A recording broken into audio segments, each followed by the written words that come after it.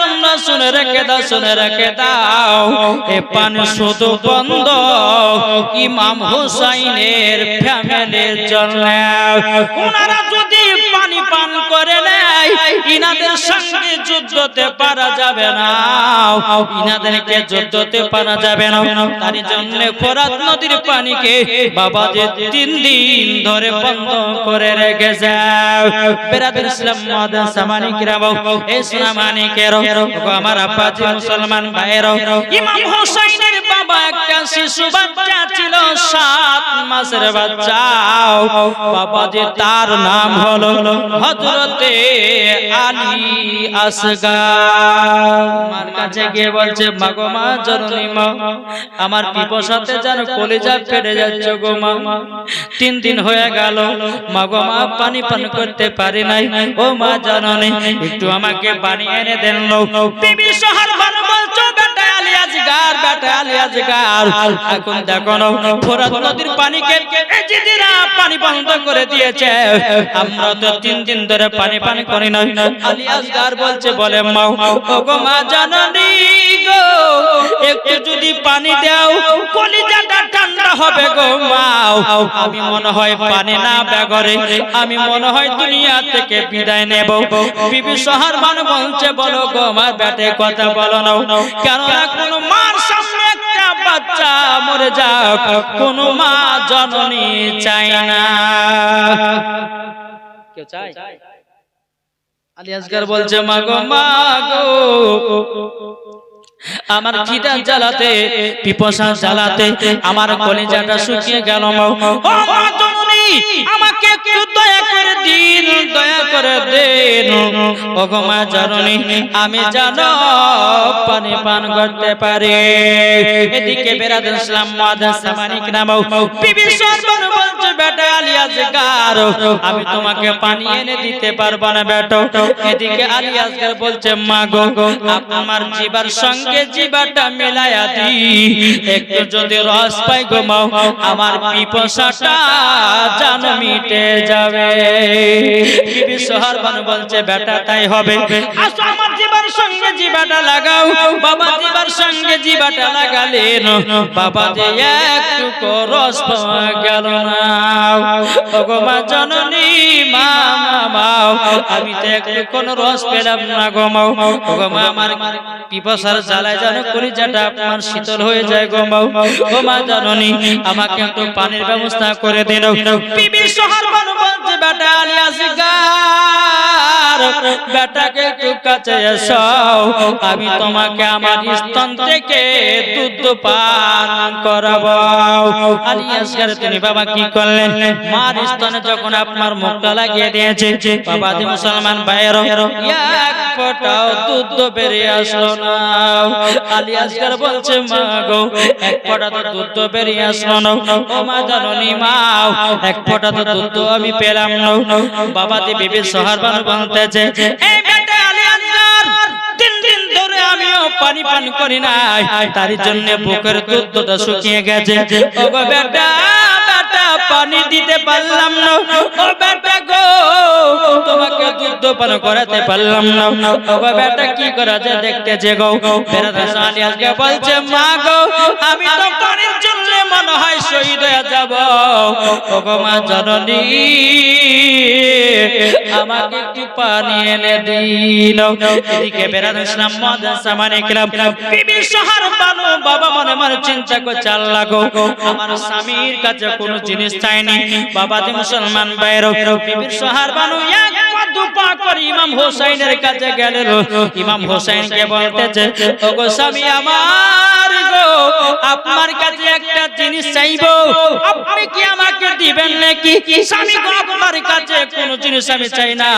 ও গো স্বামী আমার, আমাকে একটুখানি পানির ব্যবস্থা করে দিন।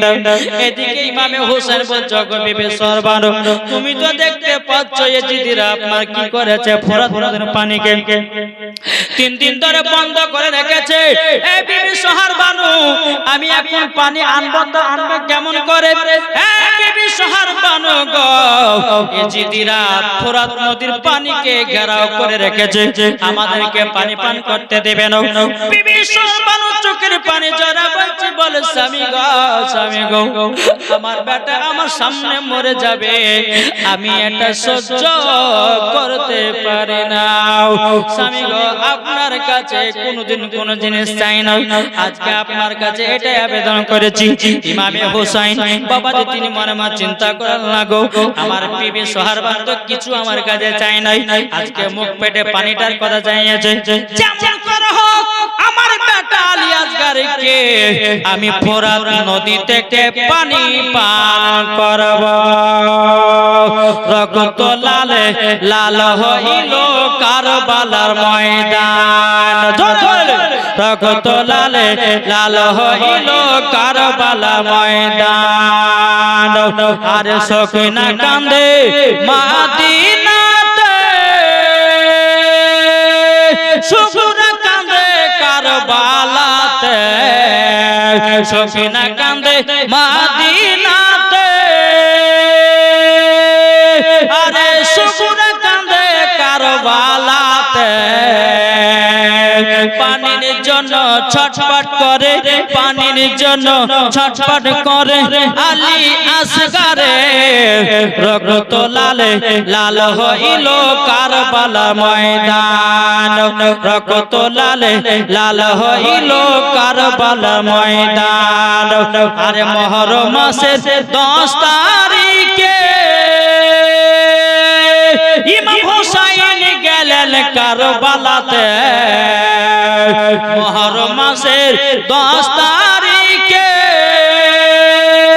ইমাম হোসেন গেলেন তিনি কারবালাতে শহীদ হয়ে জিন্দা করলো শহীদ হয়ে জিন্দা করলো হাদিস কোরআনকে রক্ত লালে লাল হইল কারবালার ময়দান বাবার মায়েরা ভাইরা গো যখন বাবা আলী আসগরকে নিয়েছে বিবি গো আমার বেটা আলী আসগরকে পানি পান করাতে নিয়ে যাব ইমাম হোসেন কি করেছে বাবা পেছনে বাবা আলী আসগরকে একটা কাপড় দিয়ে বেঁধে নিয়েছে বেরাদ ইসলাম মাদান সামানি কিরাম পেছনে বাবা কাপড় দিয়ে বেঁধে নিয়েছে ইমাম হোসেন বলতে বিবি সোহারবান গো আমাদের তাম্বর ভিতরে একটা চামড়ার ব্যাগ আছে 7.5 লিটারের চামড়ার ব্যাগ ওই চামড়ার ব্যাগটা দাও আলী আসগরকে পানি পান করাবো আর এই চামড়ার ব্যাগে একটু তোমাদের জন্য পানি আনবো বেরাদার ইমাম হোসেন রাদিয়াল্লাহু তাআলা তিনি বাবা চামড়ার ব্যাগ দিলেন বাবা পেছনে আলী আসগরকে বাবা একটা কাপড় দিয়ে বেঁধে নিয়েছে বাবা বেরাদ ইসলাম দুলদুল ঘোড়ার উপর ইমাম হোসেন বাবা চড়ে গেছে টুক টুক টুক টুক করে বাবা যে আপনার ফোরাত নদীর দিকে আপনার চলতে লাগলো চলতে চলতে চলতে বেরাদ ইসলাম মাদান সামানি কিরাম ফোরাত নদীর কাছে যখন আপনারা পৌঁছে গেল ইমাম হোসেন বলছে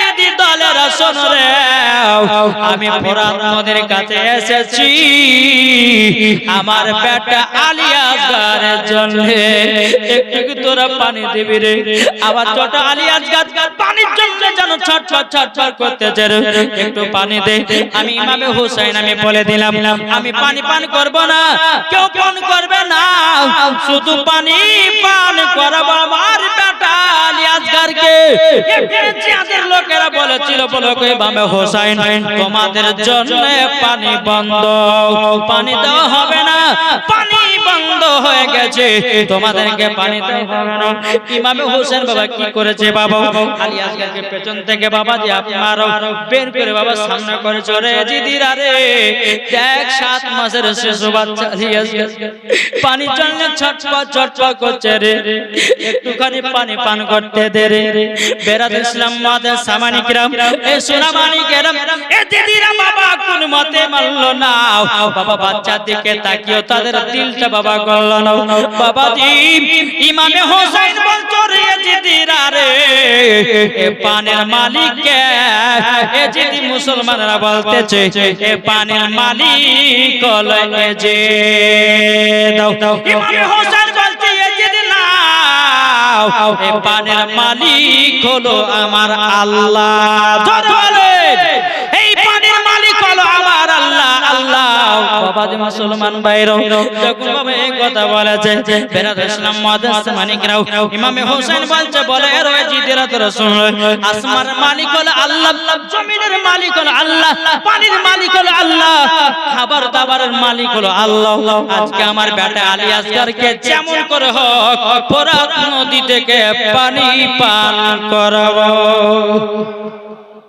ইমামে হোসেন বাবাজি আলী আসগরকে নিয়ে বাবা চোখের পানি ঝরঝর করে ফেলে চাল লাগো এইটুকু বাচ্চা কি পানির জন্য শহীদ হয়ে যাবে গল্লা ইমামে হোসেন বাবা তিনি কি করেছে বাবা দুলদুল ঘোড়ার উপরে আপনারা চড়ে গেল বাবা দুলদুল ঘোড়ার উপরে আপনারা যখন চড়ে যাও দুলদুল ঘোড়াটা বাবা ফোরাত নদীর পানি ফোরাত নদীর গর্তের পাশে বাবাজি বাবা দুলদুল ঘোড়াটাকে গোল করে বাবা দৌড়াতে লাগলো দৌড়াতে দৌড়াতে দৌড়াতে ঘোড়াটা রান হয়ে গেল এই দুলদুল ঘোড়া এমন ভাবে লাফ মেরেছে পড়বিত পর বাবাজি ফোরাত নদীর পানিতে গিয়ে পড়েছে ধরে বলে ফোরাত নদীর পানিতে গিয়ে পড়েছে এখন দুলদুল ঘোড়া বাবা পিপাসায় আছে বাবা দুলদুল ঘোড়া পানি থেকে আপনার পানি খেতে যাবে অমনি বাবা আলী আসগরের কথা মনে পড়ে গেল আলী আকবরের কথা মনে পড়ে গেল জয়নাল আবেদিনের কথা মনে পড়ে গেল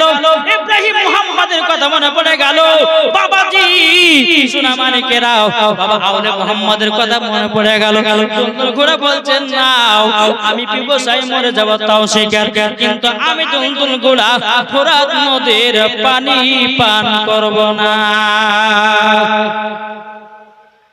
ফোরাত নদী পানি পান করব না বেরাদ ইসলাম মুআদ্দিস সামানিক নামাও এবার আলী আসগরকে পিঠ থেকে বাবা বের করে এদিকে বেরাদার পানি পান করাবার জন্য ইমামে হোসেন রাদিয়াল্লাহু তাআলা তিনি বাবাজি আপনার রেডি হতেছে আর এদিকে ইবনে জিয়াদের লোকেরা বাবাজি তীরে কি করেছে হীরা মুক্তা বিষ জানো মাখিয়েছে তীর বললাম তীর হয় না ওই তিনে বাবাজি কি করেছে হীরা মুক্ত বীজ এমন একটা পাওয়ারওয়ালা বীজ বাবাজি একটু টুকরা যদি ভিতরে যায় আপনার কলিজাকে সহজ টুকরা বানিয়ে দেবে ওই বীজের এতটা পাওয়ার রে বাবা ওই বাবাজি তীরে হীরা মুক্ত বীজ আগালে মাখিয়ে দিয়েছে মাখিয়ে দেওয়ার পরে জিদিরা কি করেছে বাবা তীর সন্তাকে ছেড়ে দিয়েছে এদিকে ইমামে হোসেন ফোরাত নদী থেকে পানি তুলবে আলী আসগরকে পানি পান করাবে বাবাজি তীরটা লাগবে তো লাগ আলী আসগরের ডান দিকে এসে লেগে গেল বাবাজি আলী আসগর গপক করে বাবাজি উঠেছি ইমাম হোসেন বলছে আল্লাহ গো এই জিদেরাও আমার বেটা শিশু আলী আসগরকে চাললো না পানি পান করতে দিল না আবার ইমামে হোসেন আরেকবার যখন পানি তোলা বাবা মুখে দ্বিতীয়বার দিতে যাবে কি আরেকটা তীর বাবা বাম দিকে লেগে গেল বাবাজি আলী আসগর সুর রক্ত লাল হয়ে গেল রক্ত বাবা টস টস করে ফোরাত নদীর পানির সঙ্গে বাবা মিলিত হতেছে ফোরাত নদীর পানিটাও বাবা রক্ত লাল হয়ে গেল ইমামে হোসেন তিনি বলছে আল্লাহ গো আমার বেটা আলী আসগরকে পানি পান করার জন্য আল্লাহ গো আবার বেটা জানো শহীদ হয়ে গেল শহীদ হয়ে গেল আল্লাহ এখন আমার বিবি সোহার বারবাদে কি জবাব দেব এদিকে বেরাদার ইমাম হুসাইনের বাবা ওই যে চামড়ার ব্যাগটা বাবা চামড়ার ব্যাগে বাবা দি 7.5 লিটার পানি ঢুকে নিয়েছে ফ্যামিলির জন্য এখন ইবনে জিয়াদের মনে মনে ভাবছে বলে দেখো ইমাম হুসাইনের ওই চামড়ার ব্যাগে পানি ঢোকানো আছে ওই পানিটাকে তীর মেরে ফেলায়া দাও বাবাজি তীর মেরে মেরে সব পানি জানো বাবাজি আপনার ফেলে দেওয়া হলো বাবা ব্যাগে একটুকু পানি থাকলো না ইমামে হোসেন চোখের পানি ধরায়া আলী আসগরের বাবা মৃতদেহটা আপনার নিয়ে জানা বুকের ভিতর লাগায় নিয়েছে এরকম ভাবে আপনার চাদর দিয়ে আলী আসগরকে এরকম ভাবে আপনার বেঁধে নিয়েছে বাবা বেঁধে নেওয়ার পরে দুলদুল ঘোড়ার উপরে ইমামে হোসেন চড়ে গেলেন। চড়ে যাওয়ার পরে বাবা যে টুক টুক টুক টুক করে বাবা তাম্বুর কাছে পৌঁছে গেল, তাম্বু ঘরের কাছে পৌঁছে গেল। এদিকে বিবি সোহার বানু বলছে, স্বামী গো, ও গো স্বামী আমার, স্বামী আমার, আপনার কাছে একটা আবেদন করব গো স্বামী। বলে কি আবেদন? আমার বেটা আলী আসগারকে এমন ভাবে পানি পান করিয়েছেন, আমার আলী আসগার জানো আরামের ঘুম পাড়তেছে। ইমামে হোসেন চোখের পানি ঝরা বলছে, বিবি গো, ও গো বিবি, ও বিবি, এমন চিত্তি এমন হয়েছে, আমার আলী আসগারকে পানি পান করতে নিয়ে গেলাম ফোরাত নদীতে। ইবনে জিয়াদেরও তারা জানো তীর মেরে আমার বেটাকে জানো শহীদ করে দিয়েছে। বিবি সরমান বলছে, স্বামী গো, আমি তো মনে ভাবলাম আমার আলী আসগার পানি পান করে জানো আরামের ঘুম জানো পড়তেছে। সৃষ্টি সেরা সবার আলা নবী যে আমার, জোরে বলে, সৃষ্টি সেরা সবার আলা নবী যে আমার। নবী নবী নবী নবী দাও না বারংবার, সৃষ্টি সেরা সবার আলা নবী যে আমার।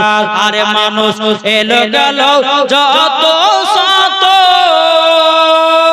আরে কে হবে গো নবীর মতন, ঠিক কিনা বলেন?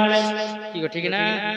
মানুষ এলো গেল যত শত, আরে কে হবে গো নবীর মতন, সৃষ্টি সেরা সবার আলা নবী যে আমার। সৃষ্টি সেরা সবার আলা নবী যে আমার। আরে মুহররম মাসের 10 তারিখে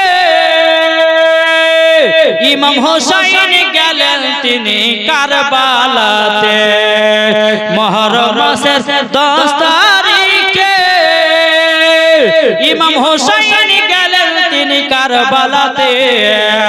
শহীদ হয়ে জিন্দা করলো, শহীদ হয়ে জিন্দা করলো হাদিস কোরআনকে। জোর হবে না বাবাজি? এই তো ইমামে হোসেন তিনার বেটা আলী আসগার যখন বলেছে, বিবির শহর বানু বলতেছে, বলে স্বামী গো দেখি বেটাটা দেখি। কলিজা থেকে আপনার বেঁধা ছিল বাবা আলী আসগারকে যখন আপনার বের করেছে বাবা শরীরটা রক্ত লালে লাল হয়ে গেছে। বিবি সোহার বানু বলছেন, স্বামী গো আমি এটা কখনো ভাবতে পারি না গো স্বামী, ও স্বামী আমার, এটা আমি ভাবতে পারি না, আমি এটা ভাবতে পারি না আমার বেটা আলী আসগার এজিদেরা শহীদ করে দেবে। বিবি সোহার বানু বলছে, স্বামী গো আমার বেটা আলী আসগার কি শহীদের দরওয়াজা পাবে গো? ইমাম হোসেন বলতেছে, বলো গো আমার বিবি সোহার বানু, তবে শুনো গো, শুনো, আলী আসগার তিনি শহীদের দরওয়াজা পেয়ে যাবে। বহুত লম্বা ঘটনা কারবালা। এই কারবালার জীবনে শুনতে গেলে বাবা কমসে কম 7 রাত লাগবে। 7 রাত, কত বললেন? 7 দিন লাগবে। আমাদের মুর্শিদাবাদের মালদাতে 7 দিন 5 দিন করে জীবন হয় একটা স্টেজে। জি, আপনাদের এলাকায় শুধু একদিন জলসা, আমাদের মুর্শিদাবাদের এলাকাতে শুধু বেরাদুল ইসলাম মুআদ্দাস সামানিক রাম 3 দিন 4 দিন 5 দিন 12 দিন 8 দিন করে শুধু এক জায়গাতে জীবনী হয়। ইমাম হাসান হোসেনের জীবন একবার জন্ম থেকে শুরু করে নিয়ে একবার বাবাজি কারবালা পর্যন্ত, ইমাম হাসান ইমাম হোসেনের জীবনটা বাবাজি বলে কিয়ামত পর্যন্ত শেষ হবে না। একবার দুরূদ পাঠ করুন, আল্লাহুম্মা সাইয়্যিদিনা মাওলানা মুহাম্মদ ওয়া আলা আলি মাওলানা মুহাম্মদ সাল্লাল্লাহু তাআলা আলাইহি সাল্লাম। বাবাজি বিবি সোহার বানু বলতেছে, বলো গো স্বামী আমার, ও স্বামী আমার, আমার বেটা আলী আসগারকে দাফন কাফনের ব্যবস্থা করে দিন। দাফন কাফন করা হলো। একটার পর একটা যাচ্ছে, এবার যুদ্ধ বাবা শুরু। এদিকে জয়নাবের দুই বেটা, জয়নাবটা কে জানা আছে? জয়নাব হলো ইমাম হোসাইনের বহিন। জোরে বলো। ইমাম হোসাইনের বহিন জয়নাব, তিনি বলছে বলে ভাই, ওগো ভাই ইমামে হোসাইন কারবালাতে একের পর এক যাতেছে আর জানো শহীদ হতেছে। ওগো ভাই ইমামে হোসাইন, আমি তো মহিলা, আমি তো কারবালা যেতে পারবো না। ওগো ভাই তবে শোনো গো, আমি তো কারবালা যেতে পারবো না, আমার দুটা বাচ্চা আছে, দুটা বেটা আছে। একটার বয়স হলো বাবা 8 বছর, আর একটার বয়স বাবা 10 বছর। ইমামে হোসাইন বলছে জয়নাব কি হয়েছে? এদিকে আপনার জয়নাব বলছে ভাই আমার দোনো বেটাকে আমি কারবালায় যুদ্ধ করতে পাঠাবো। কাল কিয়ামতের ময়দানে আমার নানাজির সামনে জানো বলতে পারি, বলে নানা গো আমি তো মহিলা কারবালা যুদ্ধ করতে পারি না, তবে আমার দোনো বেটাকে যুদ্ধ করিয়েছি। ও ভাই ইমামে হোসাইন শুধু একবার হুকুম দেন। ইমামে হোসাইন বলছে বলে জয়নাব এটুকু বাচ্চা বাচ্চা ছেলেকে কারবালায় পাঠাবো না, কারবালায় পাঠাবো না, কারবালায় পাঠাবো না। বলে কেন? বলে এটুকু বাচ্চা ছেলে কারবালাতে গিয়ে যুদ্ধ করতে পারবে না। এদিকে জয়নাব বলছে গো ভাই আমার বেটা যুদ্ধ পারবে না ঠিক, কিন্তু আমার দোনো বেটাকে আমি কারবালায় শহীদ করতে চাই। জোরে বলে। ইমামে হোসেন বলছে বলো জয়নাব কখনো এরকম বলিও না, এরকম বলিও না। বলে কেন গো ভাই? বলে বাচ্চা বাচ্চা ছেলেগুলোকে কারবালাতে পাঠাবো না, কারবালাতে পাঠাবো না।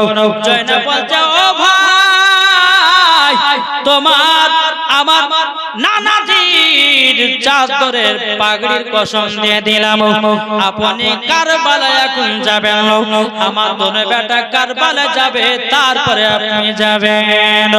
ইমামে হোসেন বলছে গো বোন জয়নাব কারবালা দেখছে না, এজিদিরা ডাকতেছে যুদ্ধ করার জন্য।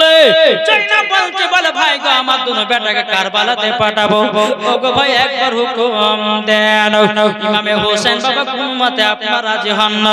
এদিকে বেরাদার জয়নাব কি করেছে? দোনো বেটাকে ডেকে বলছে ও ইব্রাহিম মুহাম্মদ শোনো শোনো শোনো, তোমার মামাজির পা দুখান ধরে বলবা মামা গো আমরা দুই ভাই কারবালায় যুদ্ধ করতে যাব, এটা তোমরা বলবা।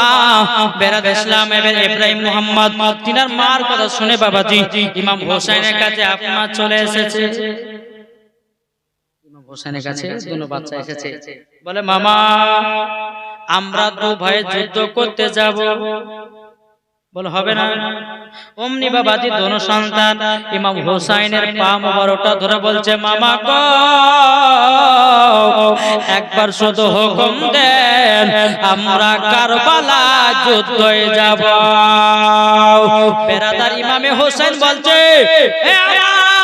ভাগনারা তোমরা শোনো গো তোমরা কারবালায় যুদ্ধ করতে যাব। বলে হ্যাঁ। বলে যাও তোমার মার কাছে সেজে খুঁজে আসো। ইব্রাহিম আর মুহাম্মদ বাবাদের জয়নাবের কাছে এসে বলছে মা আমাদের মামা আমাদেরকে কারবালাতে পাঠাবার জন্য রেডি হয়ে গেছে, ওগো মা তুমি আমাদেরকে সাজায়া দাও। নতুন একটা পোশাক পরিয়ে দিল, মাথাতে বাবা পাগড়ি বেঁধে দেওয়া হলো। বাবাজি মুসলমান দোনো বেটা বাবা যাবে। এদিকে ইমাম হোসেন বলছে মামা গো দোয়া করেন যেন কারবালায় যুদ্ধ করতে পারি।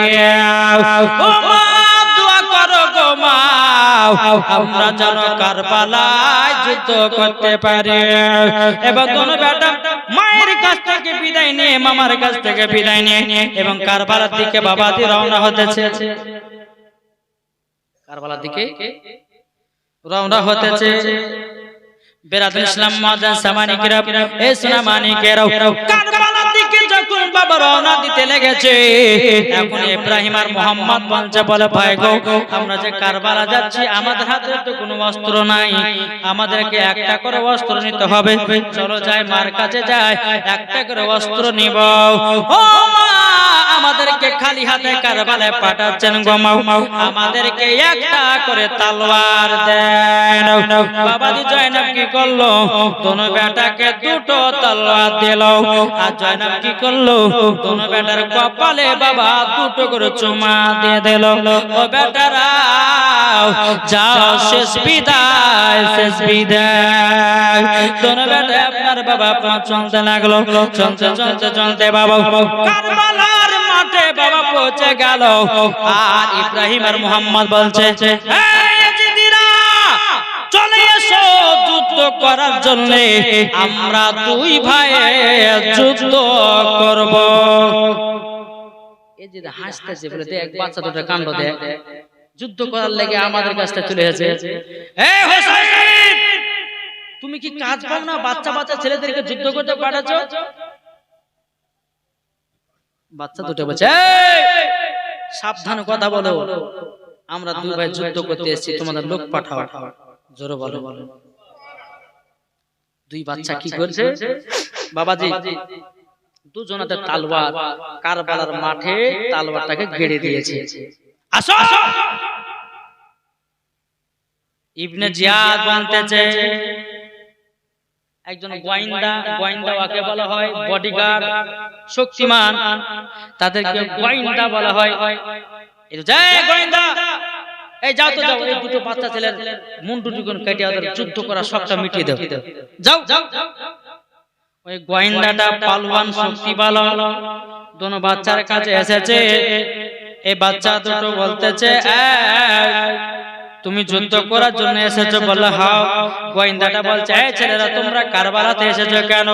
বলে আমরা কারবালায় শহীদ হতে চাই। বাবা গোয়েন্দাটা বলতেছে, বলে তোমরা তো যুদ্ধ করতে পারবে না, তোমরা কিসের জন্য এসেছো? বলে যুদ্ধ করিছে না করে আমরা কারবালার মাঠে শহীদ হওয়ার জন্য এসেছি।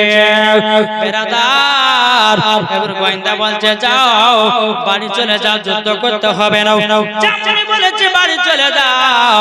এদিকে ইব্রাহিম আর মোহাম্মদ বলছে, হে গোয়েন্দা, তুমি কি আমাদেরকে দেখে ভয় পেয়ে গেছো নাকি? তার জন্য চলে যেতে পারছো? এখন গোয়েন্দা বলছে, বাচ্চা দুটার কথা দেখো। বলে বাচ্চা দুটার কথা দেখো, আমি নাকি তাদেরকে ভয় দেখে বাড়ি পাঠিয়ে দিতেছি, যাও যুদ্ধ শুরু করো। এখন ইব্রাহিম আর মোহাম্মদ বলতেছে, গোয়েন্দা, আমরা হলো হোসাইনি মুসলমান, আমরা আগে দোষ করি না, আর আমাদেরকে কেউ দোষ করলে পরে আমরা তাদেরকে ছাড়ি না। এবার গোয়েন্দাটা বাবা কি করেছে? বাবা দুটো তলোয়ার জমিনে গাড়া আছে, ওই তলোয়ার দুটোকে আপনার একটুখানি মেরে বাবা তলোয়ারটাকে বেগায়া দিয়েছে। দোনো বাচ্চা তলোয়ার দুটো বাবাজি তুলে ইয়া হোসেন বলে বাবাজি গোয়েন্দার মুন্ডুতে মেরেছে, বাবাজি আলাদা আলাদা করে দিয়েছে। জোর বলে আলাদা করে দিয়েছে। আবার ইবনে জিয়াদ বলতেছে, বলে বাপরে এটুকু বাচ্চার শরীরে এত শক্তি। গোয়েন্দা যাও, দুটো গোয়েন্দা যাও। যাওয়ার পরে ওই বাচ্চা দুটোর যুদ্ধটা শেষ করে দাও। আবার দুটো গোয়েন্দা এসেছে, যুদ্ধ লেগেছে বাবা। যুদ্ধ করতে করতে করতে বাবাজি দুই ভাই আপনার কি করেছে? দুজনের মুন্ডুকে কেটে বাবা আলাদা করে দিয়েছে। দেহ আলাদা, মুন্ডু আলাদা। বাবাজি মুসলমান ভাইরা ইবনে জিয়াদ দেখতেছে, বলে কি ব্যাপার, এইটুকু বাচ্চা দুটোকে পারে না? এটা তো লজ্জার বিষয়। বাবাজি 10 জনকে পাঠানো হলো। বাবা 10 জনকে বাবা আপনার ঝেড়ে দিয়েছে। যেমন কলা গাছ কাটলে বাবা যেমন ঝাড়ে, ওই রকম ভাবে মুন্ডগুলো কেটে কেটে কারবালার মাঠে ফেলিয়ে দিয়েছে। এবার বাবা 30টা পাঠালো, 30টা বাবাজি শেষ করে দিল। 50টা পাঠালো, 50টার সঙ্গে যুদ্ধ করতে করতে করতে বাবা ইবনে জিয়াদেরা কি করলো? বাবা ওই তীরে বাবা হীরা মুক্তা বিষ মিশায়া দিল। দূর থেকে তীরগুলো ছাড়তেছে। বাবাজি ইব্রাহিম নামে ছেলেটার কলিজাতে বাবা একটা লেগে গেল।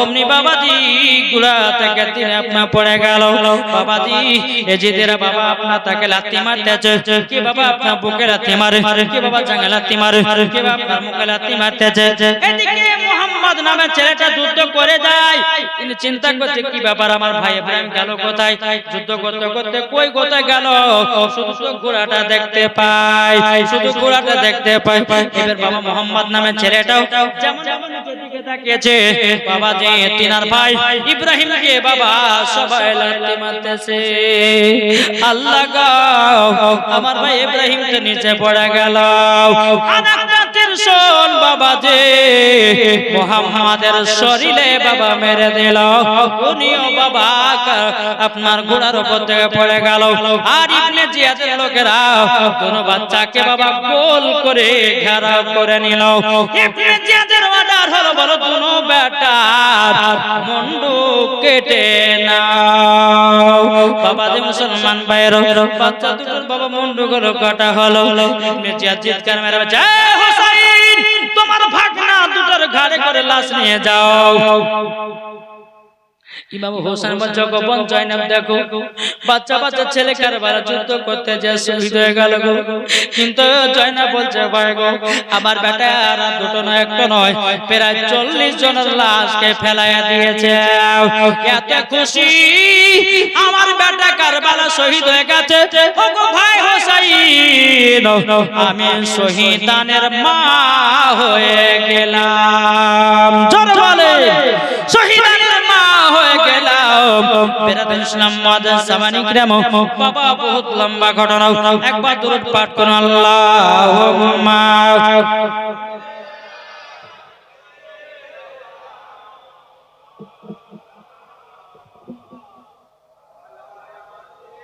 ওয়ালা আলে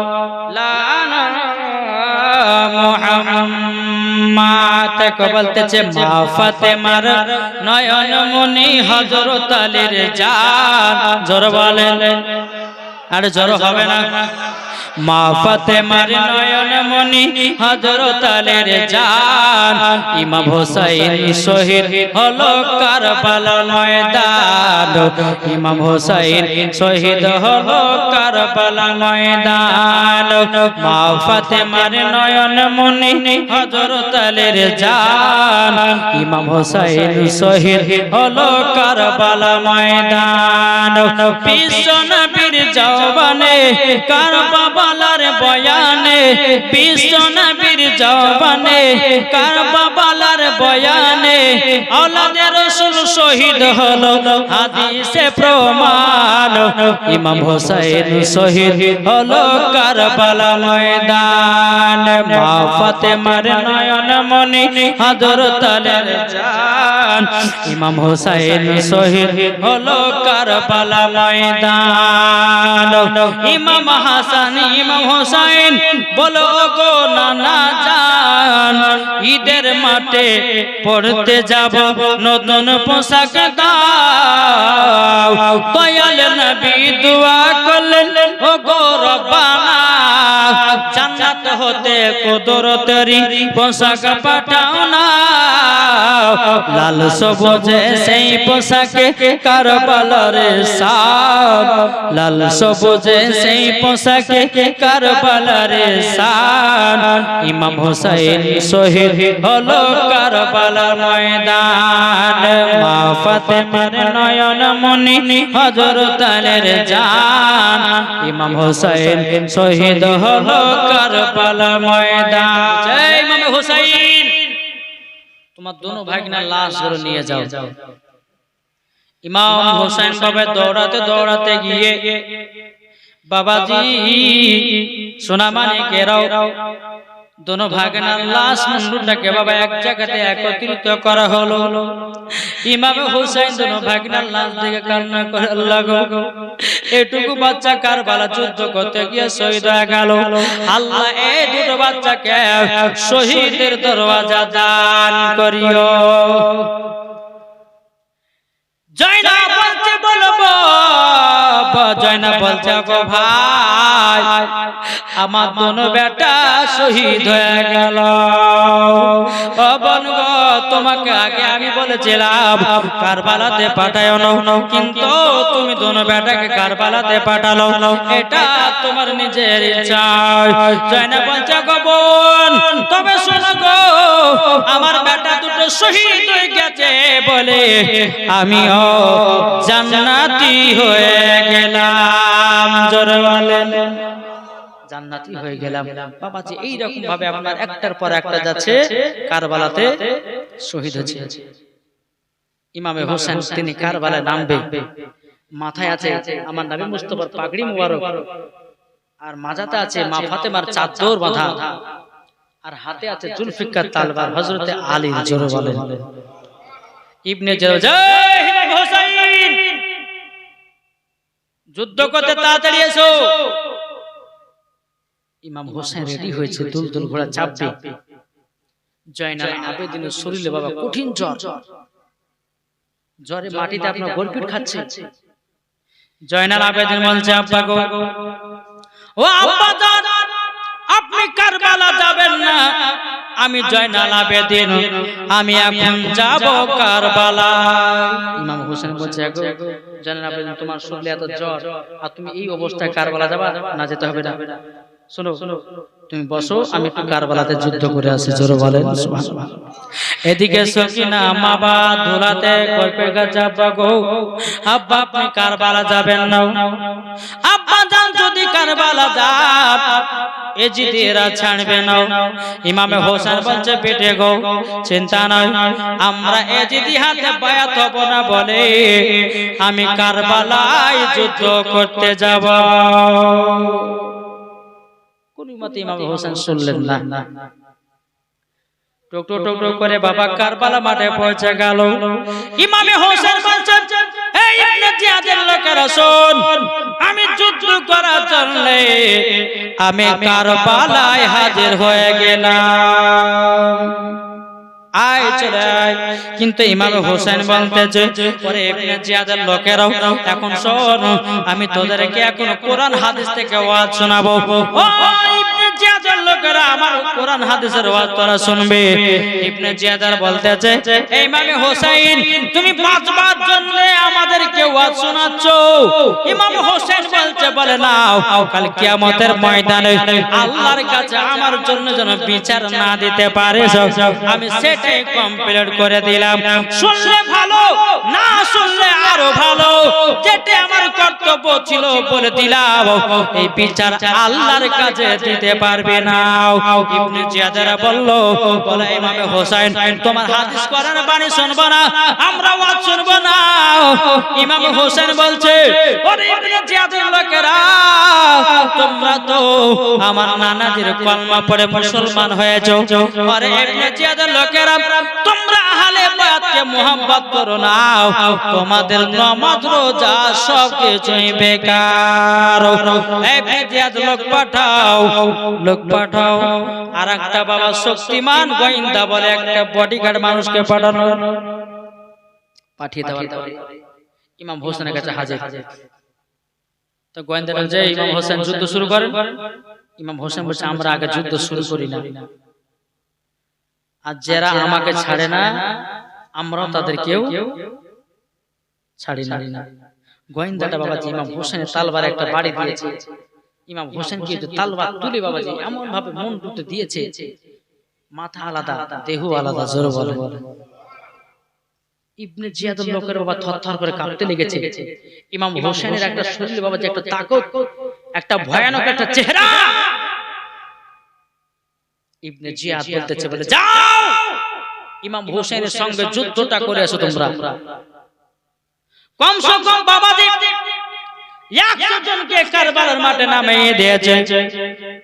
একদিকে ইমামে হোসেন, আর একদিকে বাবাজি 22,000 সৈন্য। কত? 22,000।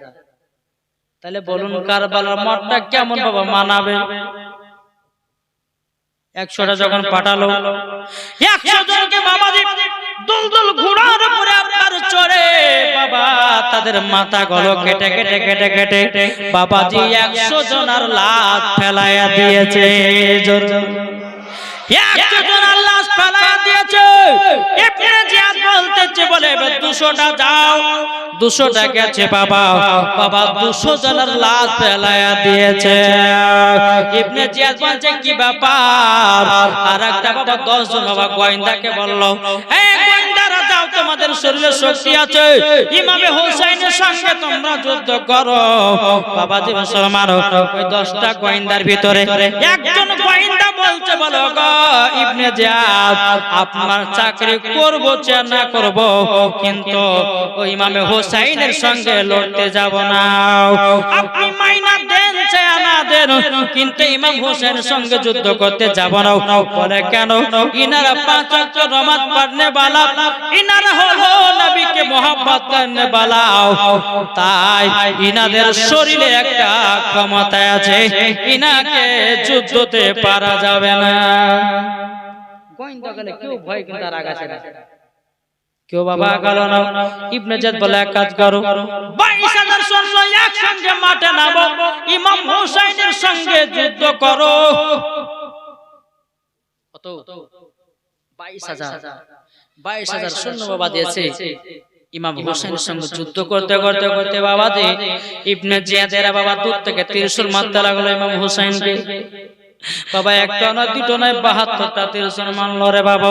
দুলদুল ঘোড়াকে বাবা ত্রিশূল মেরেছে, ইমামে হোসেনের শরীর মুবারকে বাবা 72টা ত্রিশূল যখন আপনার লাগা হয়ে গেল, বাবা দুলদুল ঘোড়া থেকে পড়ে গেল।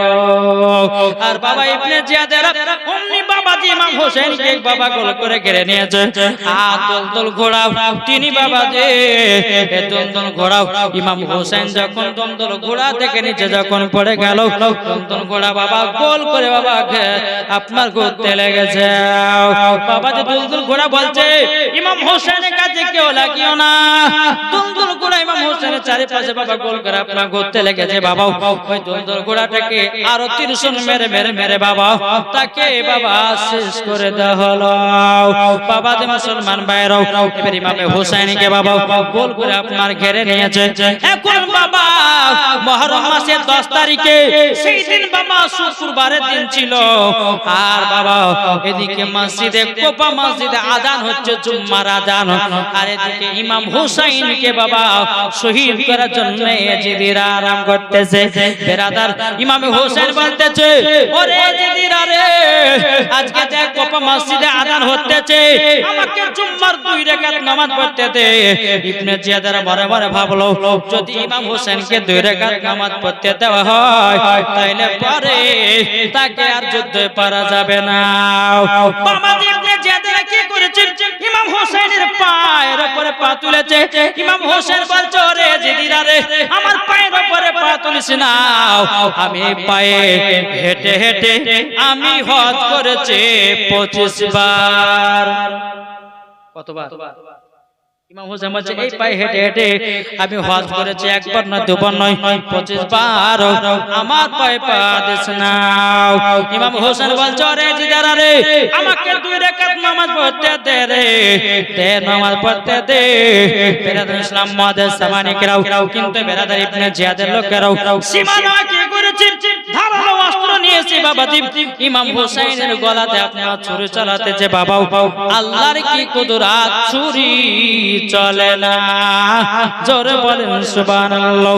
ইমাম হোসেন বলছে, হে ইবনে জিয়াদের লোকেরা রে, কিয়ামত পর্যন্ত যদি আমার গলাতে ছুরি চালাত, জীবন আমার গলা কাটতে পারবে না। বলে কেন কেন পারবো না? ইমাম হোসেন বলছে, রে যদি মুসলমানেরা রে, আমার নানাজি এই গলাতে চুমা দিয়েছে, তার জন্য ছুরি চলবে না। বাবা যে মুসলমান ভাইরাও মানিকেরাও, বাবা কোন মাতে তার গলা কাটতে পারে না।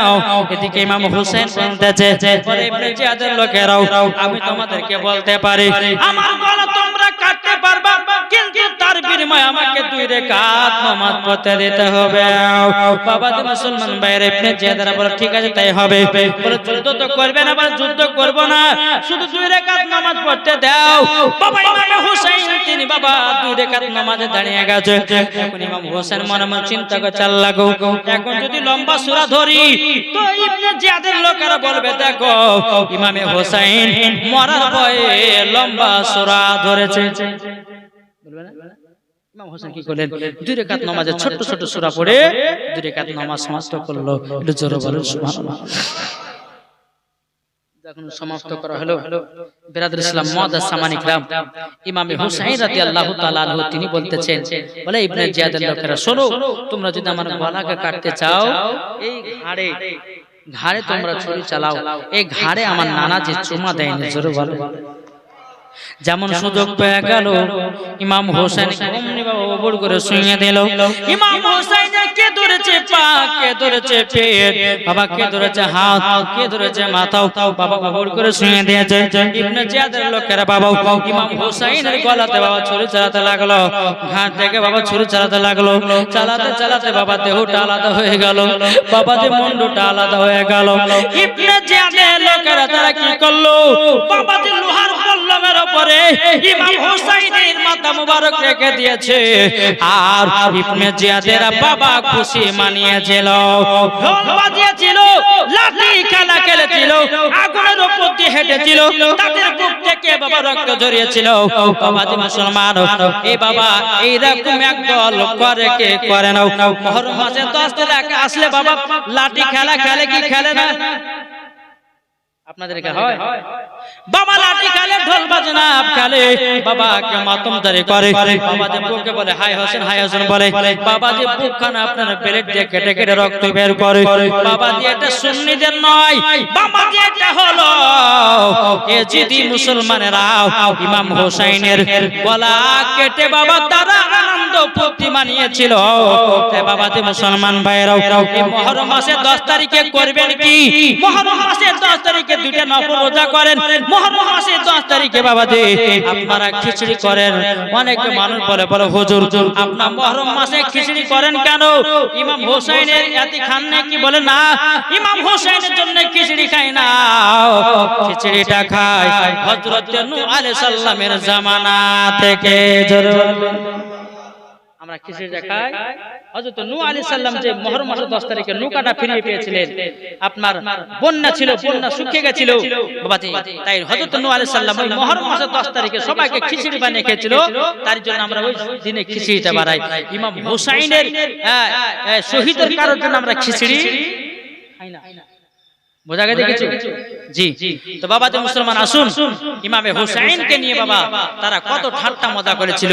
এখন পর্যন্ত বাবা যে আজ থেকে প্রায় 7 বছর আগে মুহররম মাসের 10 তারিখে বেরাসম কাবাতে একবারে তাজা তাজা রক্ত বেরিয়ে এসেছিল।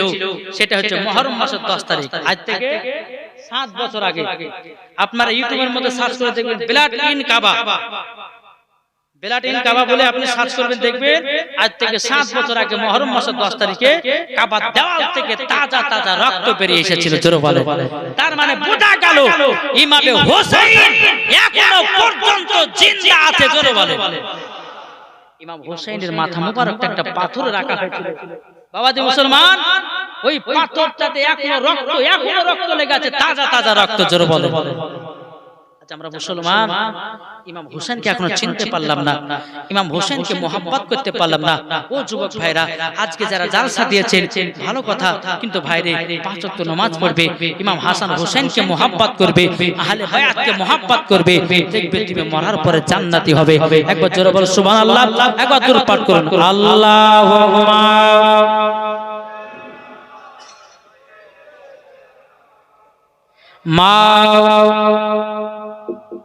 লানা মুহাম্মাদ ওয়ালা আলি মাওলানা মুহাম্মাদ সাল্লাল্লাহু তাআলা আলাইহি সাল্লাম।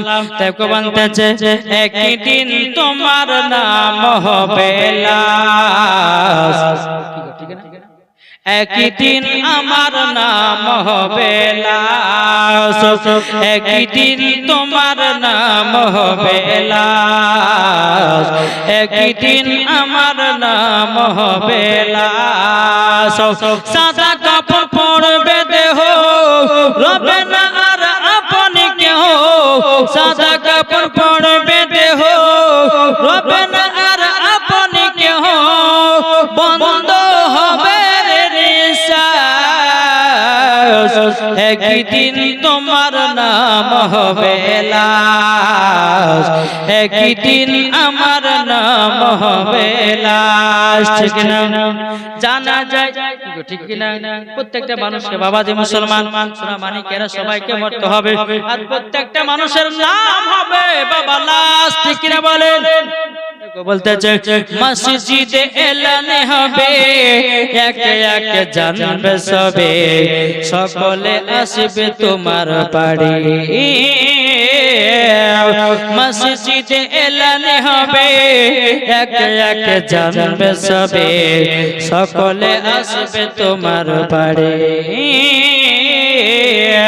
বড় পাতা গরম পানি আনিবে কেউ আতর দানি, বড় পাতা গরম পানি আনিবে কেউ আতর দানি, কেউ কাটবে ঝাড়ের বাস, একদিন তোমার নাম হবে লাশ, একদিন আমার নাম হবে লাশ। ঠিক না? জানা যায় শরীকি হবে, কত বন্ধু বান্ধব, তিন চুলো মাটি দেবে ভাই। জানা যায় শরীকি হবে, কত বন্ধু বান্ধব, তিন চুলো মাটি দেবে ভাই। তোমরা সামনে রাখবে যেতে হবে কবরেতে, তোমরা সামনে রাখবে যেতে হবে কবরেতে, পবিত্র কোরআন লেখা একদিন আমার নাম হবে লাশ, একদিন তোমার নাম হবে লাশ। শেষ করি বাবা, 12টা বাজে চললো, আবার শিরনির খাবার ব্যবস্থা আছে। জি তাহলে বেরাদর ইসলাম আসুন আমরা সকলে নবীকে মোহাম্মত করতে রাজি আছি না নাই? এটা হাত তুলে দেখান তো বাবজি। জি বাবাজি, এই গভীর রাত্রিতে আমরা সকলে আমরা দোয়া করব। আমি একজন মুসাফির ব্যক্তি, আল্লাহ বলছে মুসাফিরের দোয়া আমি কারেন্টের মতো কবুল করি। জোরে বলো। তাই আপনাদেরকে নিয়ে আমি হাত তুলবো, আমার এই জলসার কমিটি ভাইদেরকে নিয়ে হাত তুলবো। আল্লাহ পাক আল্লাহ তাআলা জানো এই গ্রামের মানুষদেরকে যেন আল্লাহ হেদায়েত দান করুক, তাদেরকে যেন জান্নাতি বানিয়ে দেয়। জোরে বলেন আল্লাহ আমিন। তো বাবা যে মুসলমান যাই হোক, আমরা সকলে নবীকে মোহাব্বত করব, আহলে বায়াতকে ভালোবাসবো, ইনশাআল্লাহ দেখবেন মরার পরেই জান্নাতি। কিন্তু আপনাদেরকে একটা কথা বলে যে শেষ বেলাতে আমার নবী বলছে, ওগো আমার উম্মত-উম্মতানেরা, তোমরা যদি জান্নাত পেতে চাও তোমাদের বাপ মার সেবা করো। কি বললাম? বাপ মার সেবা করো। আমার নবী বলছেন তোমার বাপ মার সেবা যদি সঠিকভাবে করো তো তোমার নামাজ রোজা হজ যাকাত সব কিছুই কাজে দেবে। না দিবে না? জি বাবা যে মুসলমান সোনা মানিকেরা, এই যে জলসা দিচ্ছেন ভালো কথা, কিন্তু ফজর নামাজ কাজা করবেন না। কি গো ঠিক না?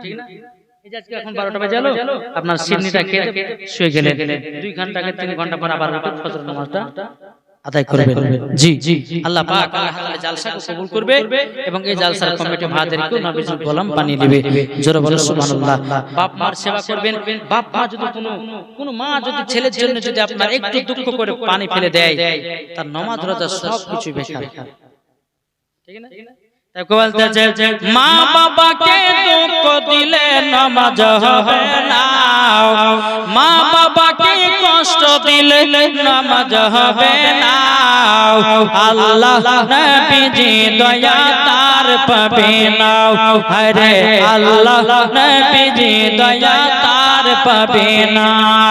মা বাবা অতি আপন, মা বাবাকে করো যতন, মা বাবা অতি আপন, মা বাবাকে করো যতন।